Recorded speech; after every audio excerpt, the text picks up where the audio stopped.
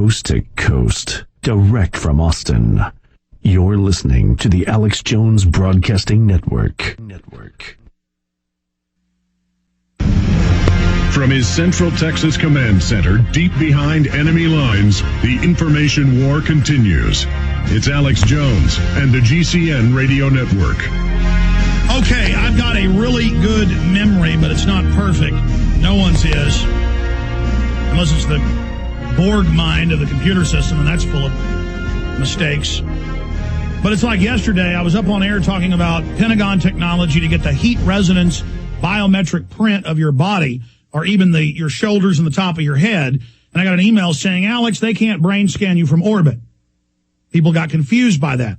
I was reading a BBC article from, 5 years ago, about 25 meters away, they can brain scan you, and they're putting these up. It was also CBS News. Then I went into identification, biometric systems of how you walk from the ground, satellites that can identify you once they have your heat resonance print of your shoulders and the top of your head from orbit. Okay, that is admitted. So people get confused by that. Now, I was going from memory on this DC Global Strategic Trends Program, 2007-2036. Here's the London Guardian. Revolution, flash mobs, brain chips, a grim vision of the future. I need to get Paul Watson, Steve Watson, Aaron Dykes, Kurt Nemo, somebody, one of my great writers, researchers, to go through this report 3 years later and show how much of what they talked about that would start happening by 2010 has now begun. Okay. But in here, I had them search in the PDF file, it's 100-something pages, the term neutron weapons.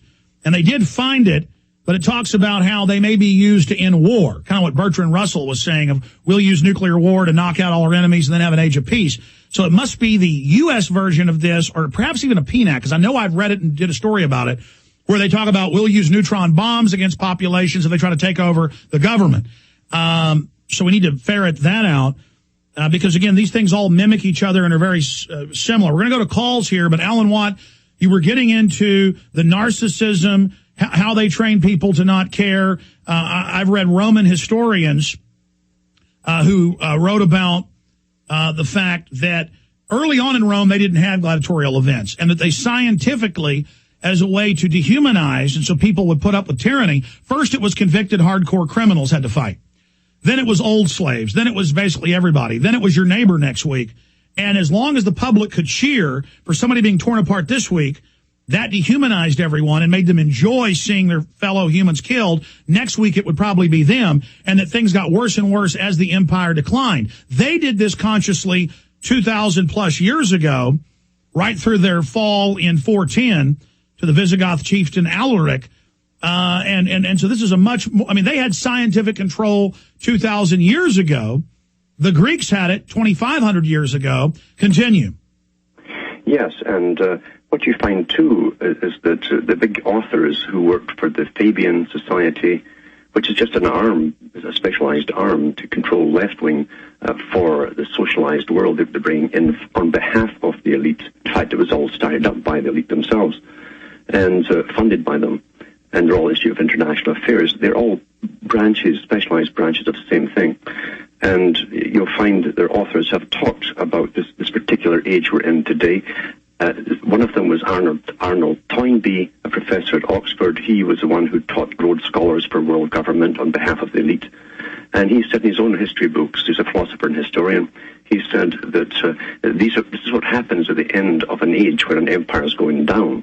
Now, the elite always move out before the empire crashes, by the way. You never see that the rich people get put under. And they bring homosexuality to the fore, lesbianism, party for the wealthy elites, and then the rest emulate that too. They have fewer and fewer children. They have infanticide. It becomes very common. And so they know the techniques of bringing down society. Everybody's partying, having fun, entertainment, drama, plays staged as never before.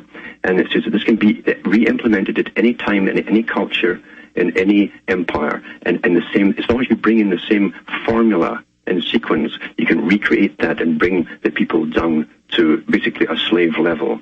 And now that was also said by Carroll Quigley, Professor Carroll Quigley, who was a historian for the Council on Foreign Relations, and he taught at the U.S. State Department. He taught the diplomats, and he also taught the guys in the Pentagon. So they use knowledge as for weapons.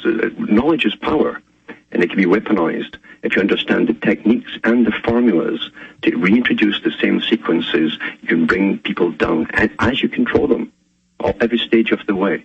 And today we have nothing. Today we're living as like Sodom and Gomorrah.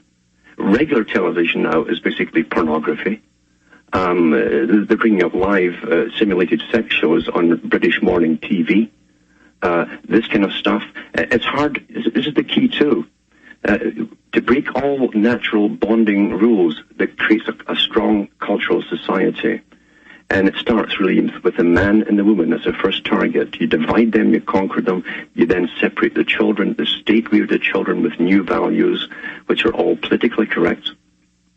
Every intake in kindergarten is taught to a scientific formula so that the intake in the previous year are given a little upgrade from the previous year before them for what they will expect to happen culturally in society in their lifetime, so that when it happens, they think it's normal. And Beria, who was a KGB or NKVD head of the Soviet Union in 1934 at the International Communist Meeting, talked about this. He said it used to take 70 years to alter society in a cultural way to our advantage. Now, we said, in 1934, it takes 5 years through indoctrination of the intakes of children. Today is down to year by year by year through kindergarten. It's a scientific indoctrination so that they'll get brought up in a world where, brain chipping will be normal. Hermaphroditic beings cloned in laboratories will be normal, all kinds. There'll be no such thing as pedophilia anymore. That's another big goal. Destruction of all normalcy means you are defenseless against the big boys because you have no cultural values to hold on to and stand up for. When you can't stand up for anything, you are totally defeated. You're now a blank slate that they can program anything they want into. You're an empty hard drive. Yeah. Now, I want to go over this, and then we're going to calls. I mentioned this last hour. Contestants turned torturers in French TV game show experiment. And here's the Stanford experiment from 71, where the professors themselves went crazy with the mock prison and torture and even began actually trying to hurt people and kill people. And they were telling people to mock executions that they thought were real, and they were actually carrying it out because of the mad, crazy power trip. And this was almost 40 years ago, ladies and gentlemen. This was 39 years ago. Think of how far they've taken us now. I want to play a Fox News clip of this torture show where we're all being taught it's beautiful and wonder. Roses aren't beautiful, beautiful green fields, beautiful oceans, love, innocence, honor. It's not good. Death, destruction, blood, torture. This is what's beautiful. This is what's good. This is your power. Your power to hate and kill and to give support to killing. An evil culture by design, so we're defenseless. Virtue, sovereignty is the antidote. States' rights, cutting the size of government, not putting your children in government training camps, warning everyone you know, getting upset, getting through the comfort zone, breaking out of your bubbles, realizing how serious and real this is, and that everything else you're being programmed with is fake.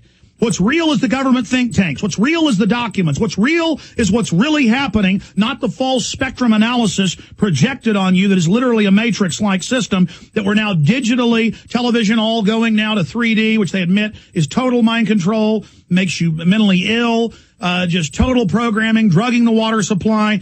We're deep into this technological dictatorship right now. Let's go to this clip. Shows, well, it is that and then some.